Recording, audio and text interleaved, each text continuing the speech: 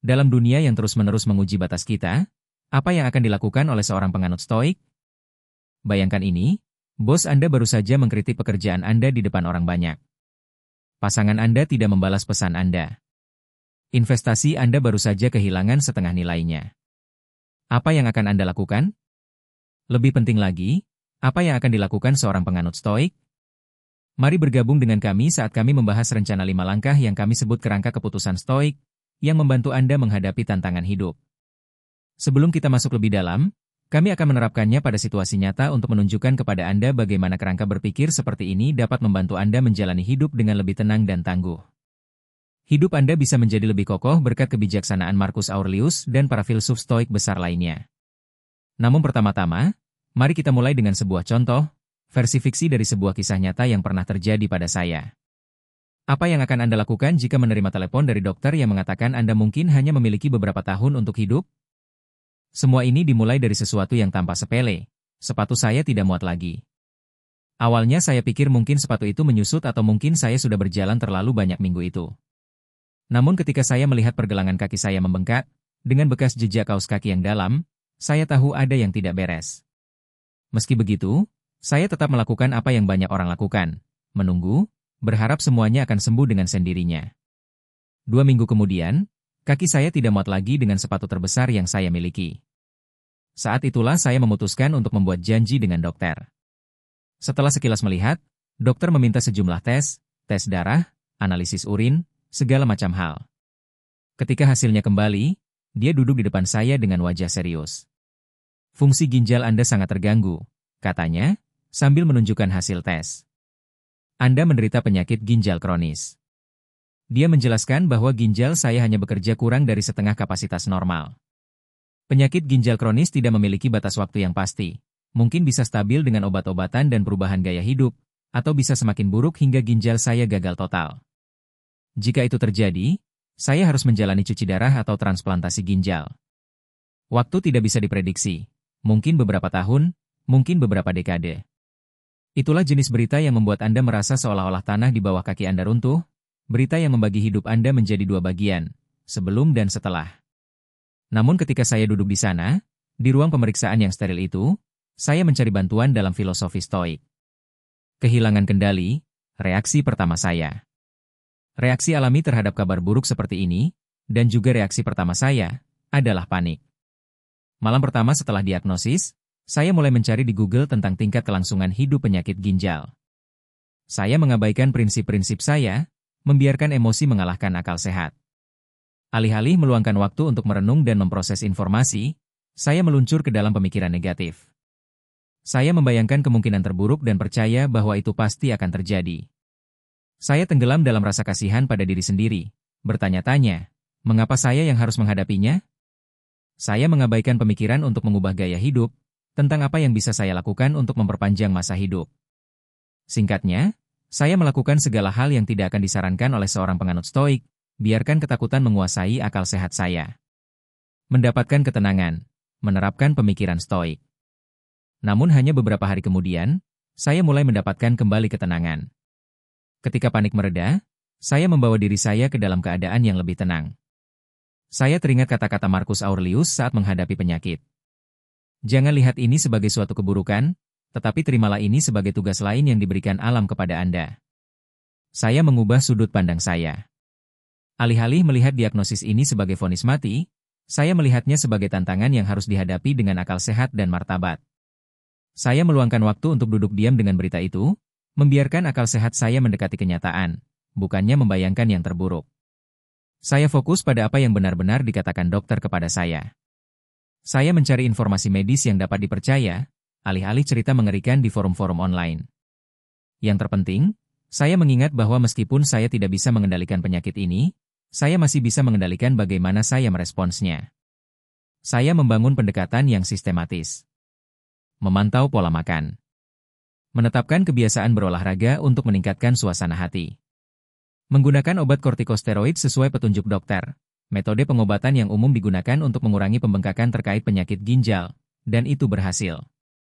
Hanya dalam setahun, tubuh saya stabil, pembengkakan hilang. Saya masih hidup dengan kesadaran bahwa kesehatan saya bisa menurun kapan saja, Tetapi sejauh ini, semuanya baik-baik saja. Dan prinsip stoik yang akan saya bagikan ini telah membantu saya memiliki ketenangan yang lebih kokoh. Kerangka keputusan stoik. Poin-poin utama dalam kerangka keputusan stoik meliputi 1-2.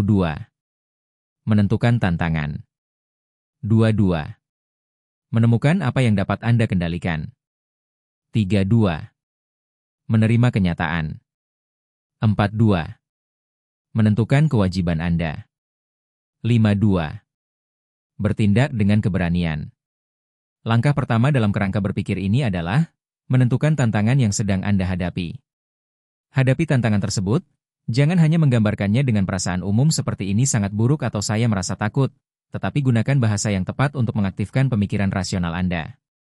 Ketika kita memberi nama masalah dengan tepat, kita mulai memiliki kendali atasnya. Mari kita lihat bagaimana Marcus Aurelius mempraktikkan ini. Ketika menghadapi makanan-makanan mewah, dia tidak tergoda oleh penampilan mengkilapnya. Sebaliknya, dia mengingatkan dirinya sendiri. Ini hanya ikan mati. Ini hanya burung mati. Dengan memberi nama segala sesuatu secara spesifik, dia mengurangi kekuatannya. Mereka tidak lagi mampu membuatnya terkejut atau terbawa emosi. Kita bisa menerapkan prinsip yang sama pada tantangan modern. Hidup saya sedang runtuh. Saya perlu mencari uang cukup untuk memperbaiki mobil. Semua orang membenci saya. Saya tidak diundang ke makan siang yang saya ingin hadiri. Saya adalah seorang kegagalan. Saya tidak mencapai tujuan saya hari ini. Manfaat dari memberi nama yang tepat pada tantangan. 1-2. Mengaktifkan pemikiran rasional. Ketika Anda menyebut masalah dengan spesifik, Anda menarik diri dari respons emosional murni. 2-2. Menentukan ruang lingkup tantangan. Sebuah masalah yang diberi nama dengan tepat memiliki batasan yang jelas. Itu tidak tak terbatas atau tidak bisa diatasi. Anda bisa menghadapinya dan menanganinya. 3-2. Menciptakan jarak mental dari masalah. Anda tidak lagi terbawa oleh perasaan, tetapi bisa melihatnya dengan cara yang lebih objektif. Kuncinya adalah menggunakan bahasa yang jujur namun tepat, tidak berlebihan, tetapi juga tidak meremehkan masalah tersebut. Menamai tantangan dengan tepat adalah dasar untuk semua langkah selanjutnya dalam kerangka berpikir stoik. Anda tidak bisa menyelesaikan masalah secara efektif jika Anda belum mendefinisikan masalah tersebut dengan jelas. Langkah selanjutnya, tentukan apa yang bisa Anda kendalikan. Inti dari filosofi stoik berpusat pada pemahaman dasar dari Epictetus. Beberapa hal ada dalam kendali kita, beberapa hal tidak. Jadi, bagaimana cara membedakan dan merespons masing-masing jenisnya? Saat menghadapi situasi apapun, luangkan waktu sebentar untuk menggambar dua lingkaran. 1-2. Lingkaran dalam, apa yang dapat Anda kendalikan? 2-2. Lingkaran luar, apa yang tidak dapat Anda kendalikan? Lingkaran dalam mencakup pikiran Anda, keputusan Anda, tindakan Anda. Bagaimana Anda merespons situasi? Lingkaran luar mencakup pendapat orang lain, kejadian-kejadian luar, fenomena alam. Tetapi hati-hati, beberapa hal memerlukan analisis mendalam untuk melihat perbedaannya. Contoh, wawancara kerja.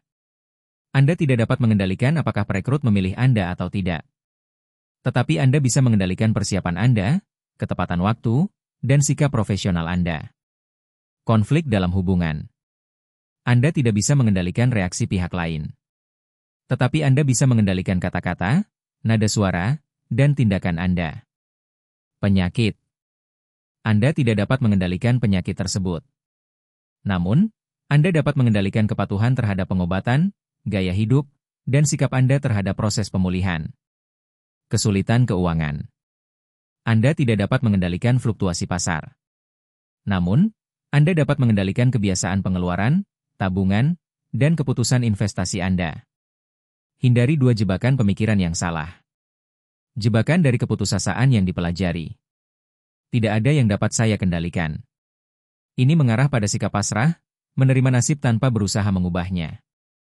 Jebakan dari kepercayaan diri berlebihan. Segalanya ada dalam kendali saya. Ini membuat Anda berusaha mengendalikan hal-hal yang tidak bisa dikendalikan, yang berujung pada kekecewaan dan kelelahan. Solusi stoik. Tentukan dengan jelas apa yang benar-benar dapat Anda pengaruhi, dan fokuskan energi Anda pada hal-hal yang bisa diubah. Langkah berikutnya, menerima kenyataan. Para filsuf Stoik adalah orang-orang yang realistis. Mereka memahami bahwa menerima kenyataan adalah proses yang melibatkan rasio dan emosi. Seperti yang dikatakan Epictetus. Bukan peristiwa itu sendiri yang membuat kita menderita, tetapi cara kita menilai peristiwa tersebut. Lalu, bagaimana cara menerima kenyataan dengan bijaksana dan kuat? Menerima kenyataan dimulai dengan melihat reaksi emosional kita secara jujur.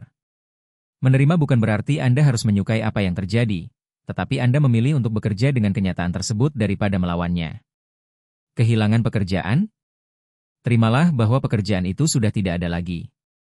Mengakhiri hubungan? Terimalah bahwa itu sudah berakhir. Investasi gagal? Terimalah kerugiannya dan ambil pelajaran darinya. Ini bukanlah sebuah penyerahan, melainkan langkah pertama untuk maju dengan bijaksana. Proses menerima memerlukan waktu. Jangan memaksa diri Anda untuk merasa baik segera.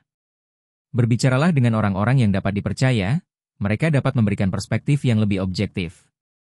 Perhatikan kesehatan fisik Anda, kelelahan dapat mengurangi kemampuan penilaian Anda. Para Stoik memahami bahwa pikiran dan tubuh adalah satu kesatuan. Untuk mencapai penerimaan secara mental, Anda juga perlu merawat kesehatan fisik Anda.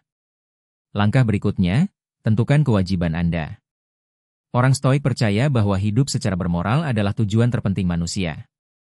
Ini memberikan kerangka berpikir yang kuat untuk membuat keputusan dalam masa-masa sulit. 4 kebajikan inti Stoik, kebijaksanaan, keadilan, keberanian, dan pengendalian diri, adalah panduan untuk menghadapi tantangan.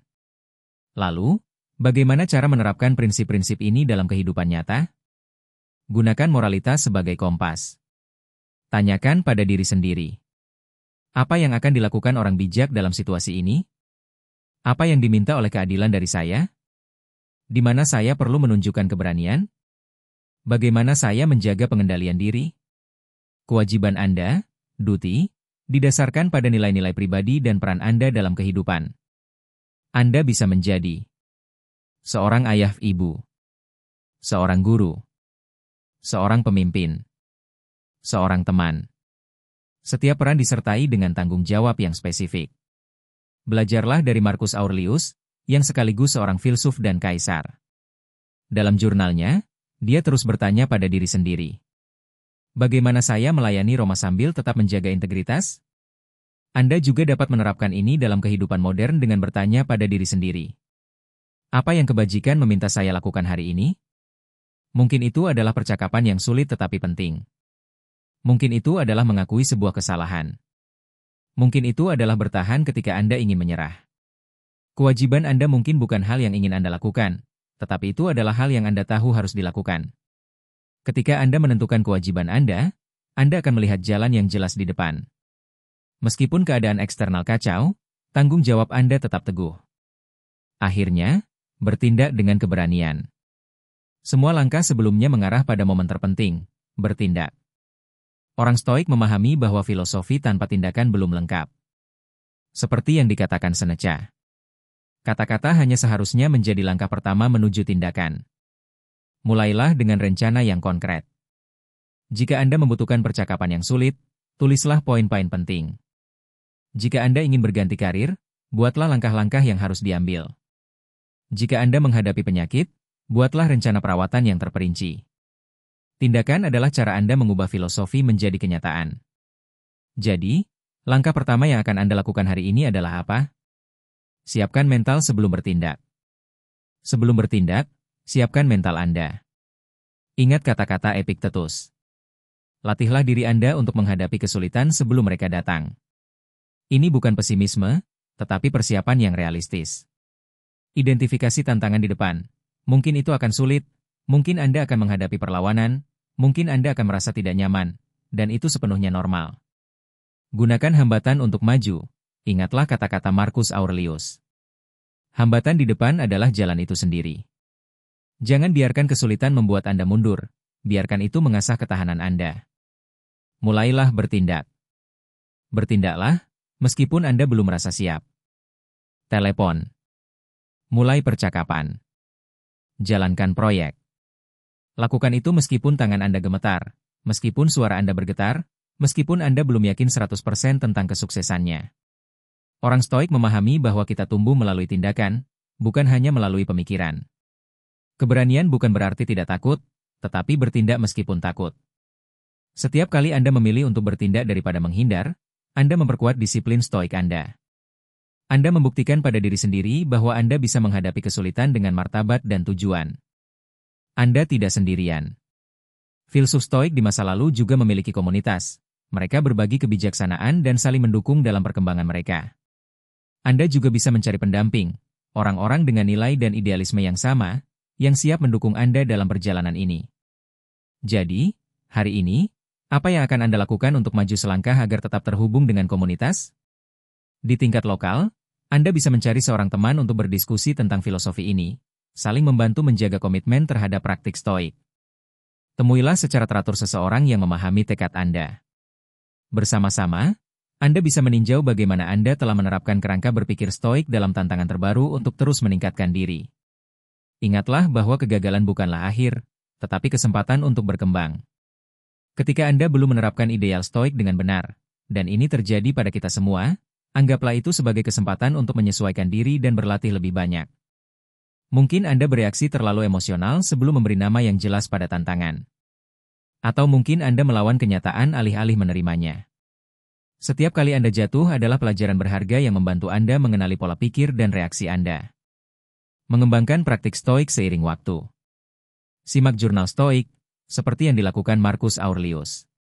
Catat bagaimana Anda menerapkan kerangka berpikir ini dalam situasi nyata. Perhatikan apa yang berhasil dan apa yang perlu ditingkatkan. Kembangkan wawasan dan penyesuaian sesuai dengan situasi pribadi Anda. Pertahankan pandangan jangka panjang untuk praktik stoik Anda. Ini bukan tentang kesempurnaan, melainkan kemajuan yang berkelanjutan menuju kebijaksanaan dan keteguhan yang lebih besar. Setiap pagi, Marcus Aurelius akan mempersiapkan diri untuk hari baru, memprediksi tantangan yang mungkin terjadi dan mengingatkan dirinya tentang prinsip-prinsipnya. Seneca akan setiap malam meninjau tindakannya, mengevaluasi apa yang telah dilakukan dengan baik dan apa yang perlu diperbaiki. Epictetus terus menguji murid-muridnya dengan situasi nyata, memaksa mereka untuk segera menerapkan filosofi stoik. Kita juga bisa menerapkan praktik-praktik ini dalam kehidupan modern.